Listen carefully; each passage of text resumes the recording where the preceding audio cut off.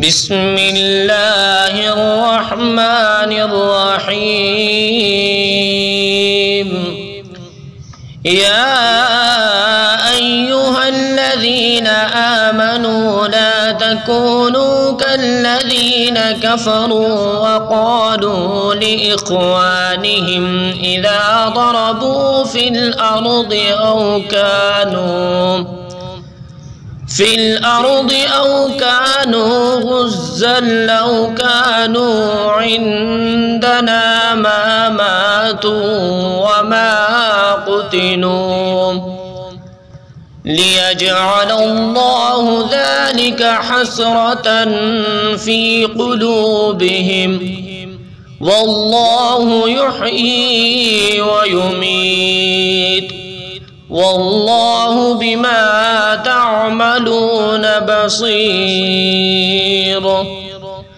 ولئن قتلتم في سبيل الله أو متم لمغفرة من الله ورحمة خير مما يجمعون ولئن متم أو قتلتم لإلى الله تحشرون فبما رحمة من الله لنت لهم ولو كنت فظا غليظ القلب لانفضوا من حولك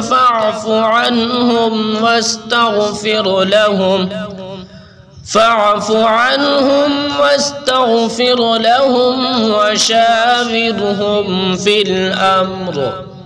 فإذا عزمت فتوكل على الله إن الله يحب المتوكلين إن ينصركم الله فلا غالب لكم وإن يخذلكم فمن ذا الذي ينصركم من بعده وعلى الله فليتوكل المؤمنون وما كان لنبي أن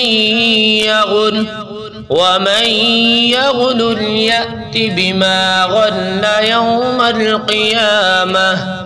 ثم توفى كل نفس ما كسبت وهم لا يظلمون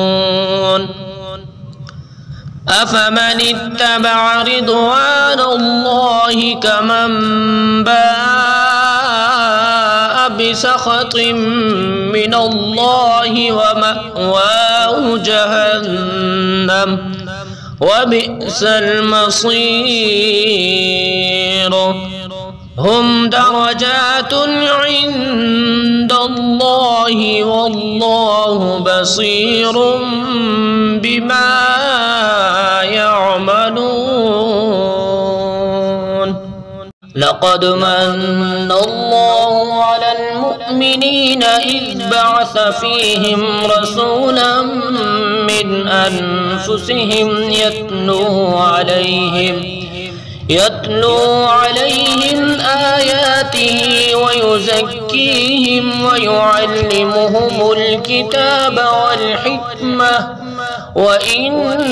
كانوا من قبل لفي ضلال مبين أولما أصابتكم مصيبة قد أصبتم مثليها قلتم أنى هذا قل هو من عند أنفسكم إن الله على كل شيء قدير وما أصابكم يوم التقى الجمعان فبإذن الله وليعلم المؤمنين وليعلم الذين نافقوا وقيل لهم تعالوا قاتلوا في سبيل الله أو ادفعوا قالوا لو نعلم قتالا لاتبعناكم هم للكفر يومئذ أقرب منهم للإيمان يقولون بأفواههم ما ليس في قلوبهم والله أعلم بما يكتمون الذين قالوا لإخوانهم وقعدوا لو أطاعونا ما قتلوا قل فادرءوا عن أنفسكم الموت إن كنتم صادقين ولا تحسبن الذين قتلوا في سبيل الله أمواتا بل أحياء عند ربهم يرزقون فرحين بما آتاهم الله من فضله ويستبشرون بالذين لم يلحقوا بهم من خلفهم ألا خوف عليهم ولا هم يحزنون يستبشرون بنعمة من الله وفضل وأن الله لا يضيع أجر المؤمنين